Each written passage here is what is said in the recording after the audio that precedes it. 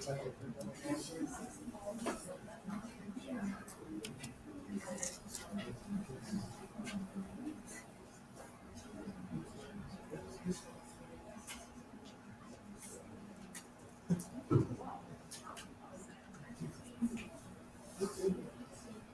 right, you had a worksheet that dealt with all the things we're dealing with: trig ratios, reference angles, segment theorem, trig ratios. We'll go through a few of these problems. We have an in-class assignment today that you'll be able to use your books this summer. Just won't be able to use each other. And then I have another worksheet that looks very similar to what you have right here. So today's a very important day. Hopefully you've mudded through some of these problems. Just as I talked about before, if you don't practice and try and make an effort through some of these, you'll get swamped real quick in this class. Okay, so you have to take advantage of the opportunities I provide for you to be able to get yourself to be able to handle the material that we're dealing with here. Questions? I provided solutions. I provided solutions on Google Classroom. When I provide solutions, that's what you should be working for. Okay, you should be checking out the solutions. You should be checking your solutions, and then coming to try to work to the solutions that we have that I have posted for you. Okay, you work towards those solutions, and once you work towards those solutions, then if you can't figure it out, then you come in and ask questions. We'll take a look at anything on the front side here. Any questions you have on the front side? Once again, when you're dealing with Pythagorean theorem, you need to simplify your radicals and leave it in radical form. Simplify your radicals and leave in radical form. I do not want a decimal equivalent there. You need to be able to simplify radicals. I look at this as an opportunity to review some of the ideas, your algebraic skills, because those algebraic skills also are important when you go onto ACT tests or SAT tests. Anything on the front side you'd like me to go through?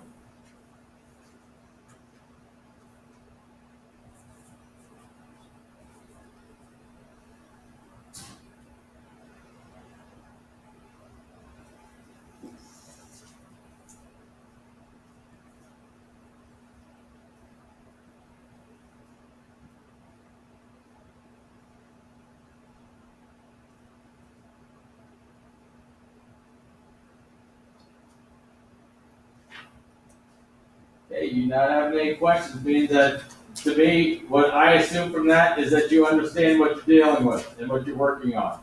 Okay, that's what I pull from that, because you have to take responsibility for your own education. Okay, you're getting older, you're going to be going to college, you have to take responsibility for it. So the opportunity is provided for you to be able to do problems, check your solutions, and check for your understanding. Okay, that is ownership. That's called ownership in your educational process from you. Okay, you're taking some of that ownership. So you need to make sure that you're being honest with yourself, because it's ultimately going to boil down to yourself that you have to be honest with, and it's going to be your grade. It's not my grade, it is your grade. Okay, it is your understanding of the material. So you need to make sure you're honest with yourself and how you're dealing with this. Anything on the front? Okay, let's take a look at the back side. Take a look at the back side. Any questions you have on the back side? Yeah. Number 17. We have the sine of 120 times the cosine of 120.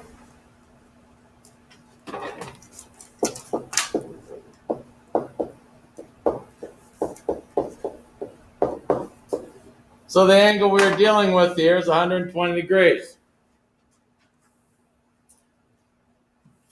So if you have not done this, you should be doing this. 120 degrees. So I'm going to draw my 120 degree angle.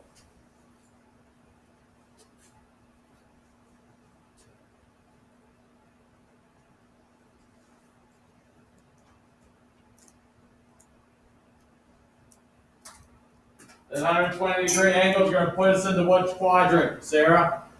Second quadrant. Okay?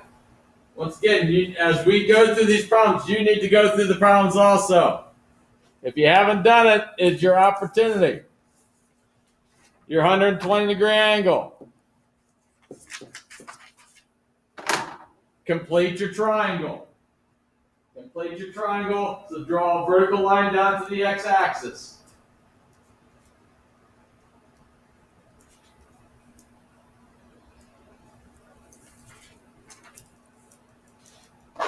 Put in your reference angle.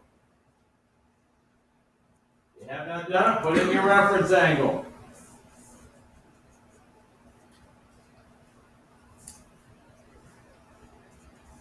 Tyler Ramsar, what's our reference angle? 60. 60 degrees.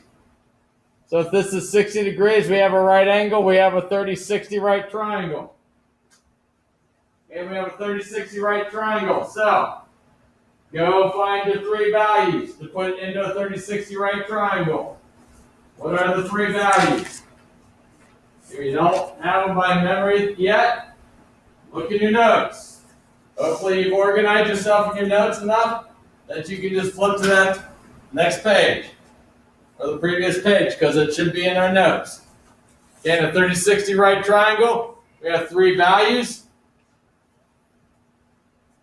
Where do I put the three values? What goes across from the 30, what goes across from the 60, what goes across from the right angle?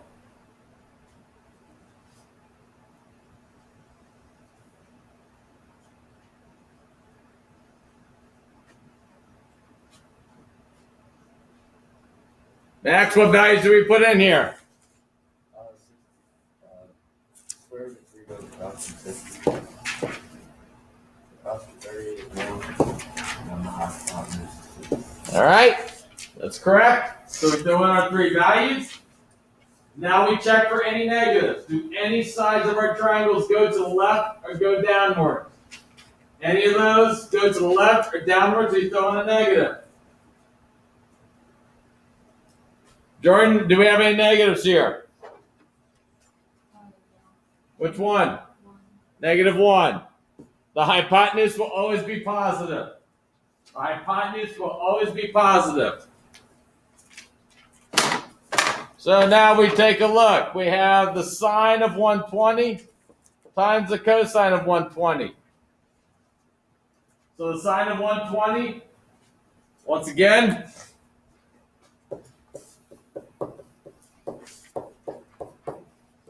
this should be at the top of every page, so you can easily refer to it.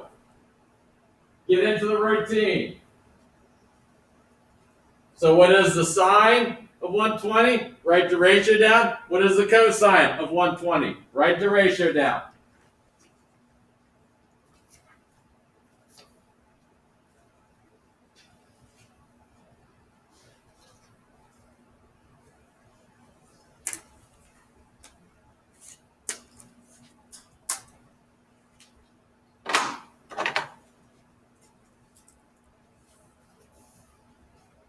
And all we are using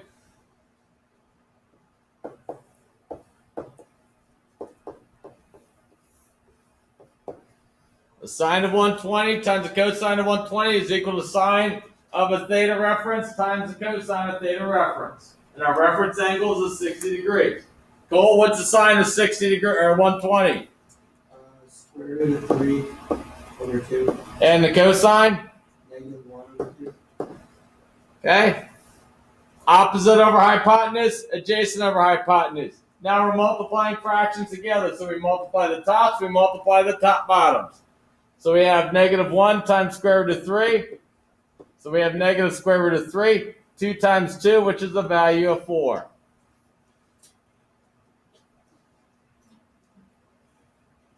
Other questions?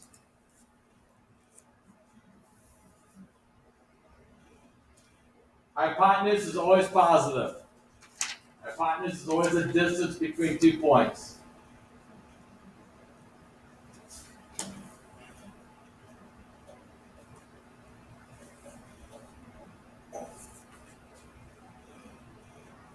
Yeah. I'm using the quadratic. So that plus right. So you have a hypotenuse. If we look at 12, we have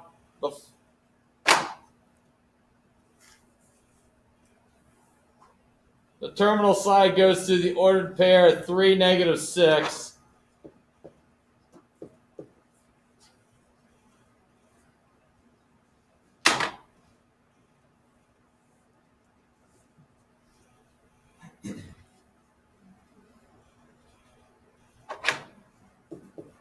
So we have 3, -6. Using our good old buddy Pythagoras,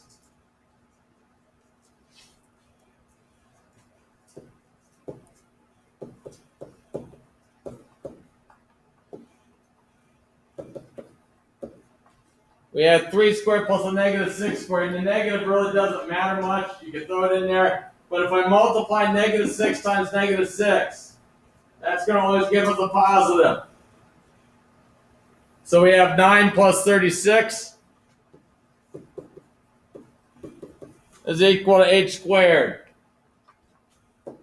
So h squared is equal to 45. Taking the square root, square root.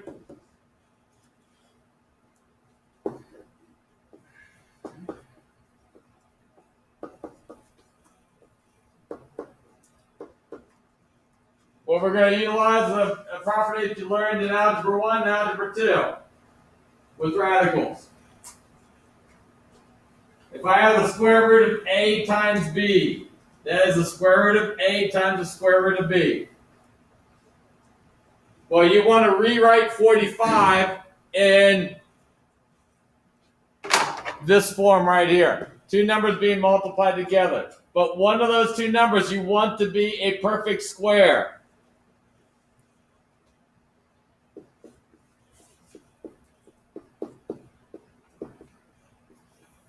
Your perfect squares, you have 1, 4, 9, 16, 25, 36, 49,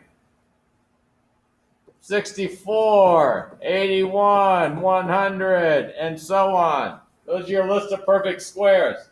And for you numbers people, unlike mathematics and patterns, okay, a little characteristic about perfect squares. Now, I know 0 is technically not a perfect square, but if you multiply 0 times 0, you get 0. So it's sort of ish, but it's not. But if I take 0, what do I have to add to 0 to get to 1? Well, we add 1. What do we have to add from 1 to get to 4? We add 3. So we add 3. Then we add 5. Then we add 7. Then we add 9. Then we add 11. Then we add 13, 15. We add 13, 15, 17, 19. And that will be true throughout the whole list of perfect squares. The next perfect square is 121. Well, we add 21 to 100, you get 121. Next perfect square is 144. 121 plus 23 is 144. That will be true throughout the entire list of perfect squares. You just add the next odd number. Anyways, what we want to do is find a perfect square that we can, one of these values that we can multiply to get 45. Well, what perfect square can we utilize to multiply to another number to get 45? Debbie? 9. So we have the square root of 9 times 5, which is the square root of 9 times the square root of 5,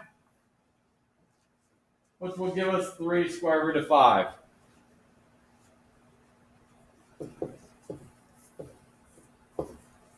And once again, hypotenuse is always positive.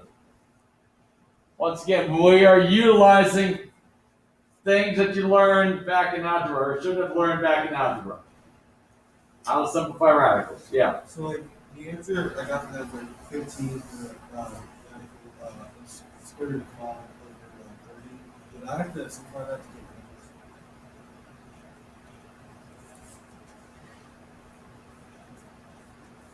Like on the answer sheet was like. Yeah, you just reduce your fraction down. Like if I forgot to do that. I might take a point off.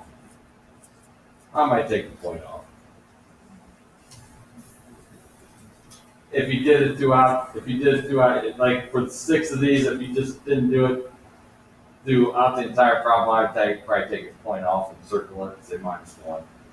I would nickel and dime. Other questions?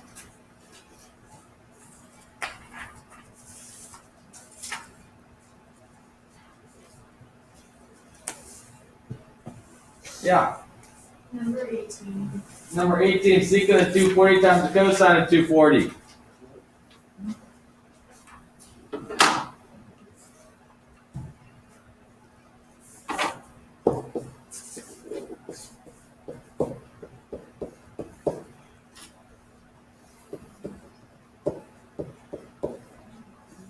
We'll look at this in 2 ways. First off, we'll go back to what we have done. 240 degrees, draw your 240-degree angle. Which quadrant is it in?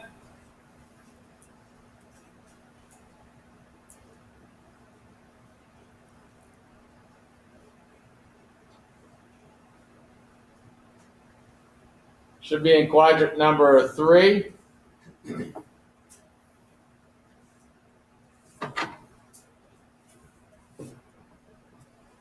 What is your reference angle?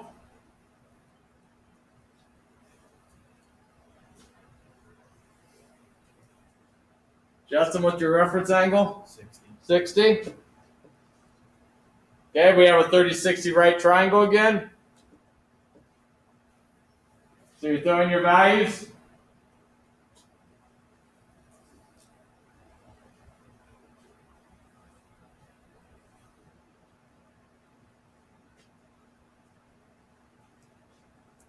Check for any negatives.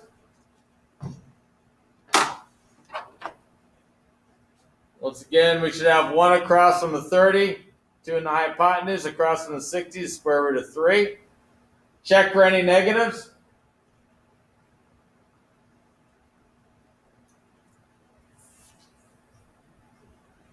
Anything that goes to the left or goes downward should be a negative. So we should have negatives with both of those.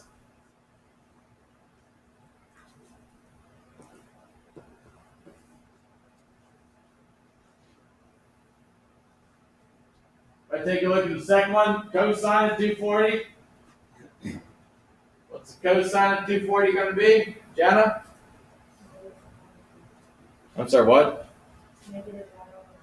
-1/2. Because this is adjacent over hypotenuse. The secant is the reciprocal to cosine, so what would that be, Owen?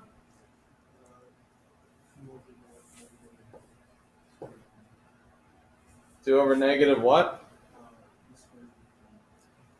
What's secant defined to us as?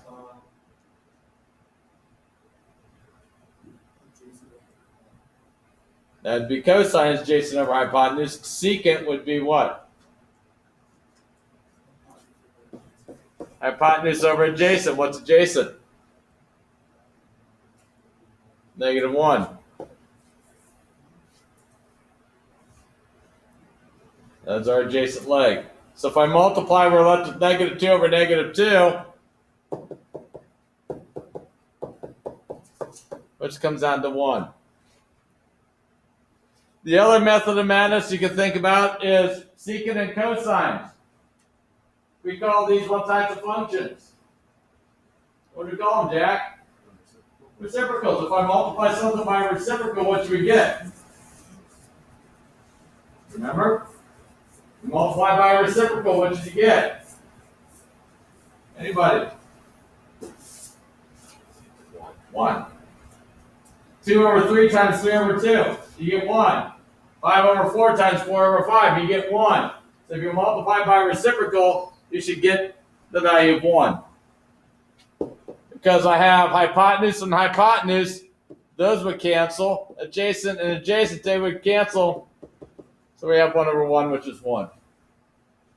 So tangent of 240 times the cotangent of 240 should give you 1. Any other questions?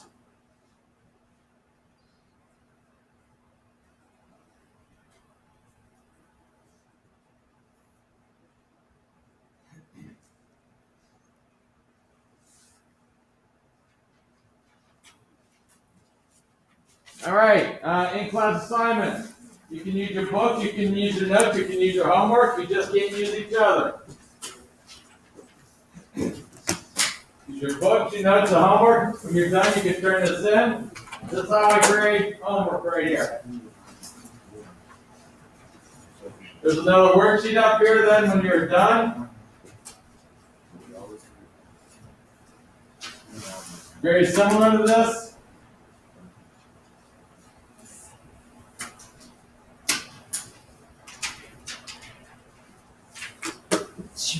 Bless you. Where? It's math. Come on. Square. It's math class. Come on. What's a math nerd? What is it, math nerd?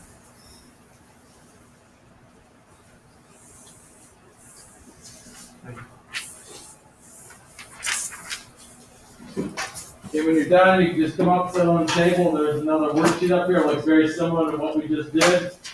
Solutions are already posted for that also.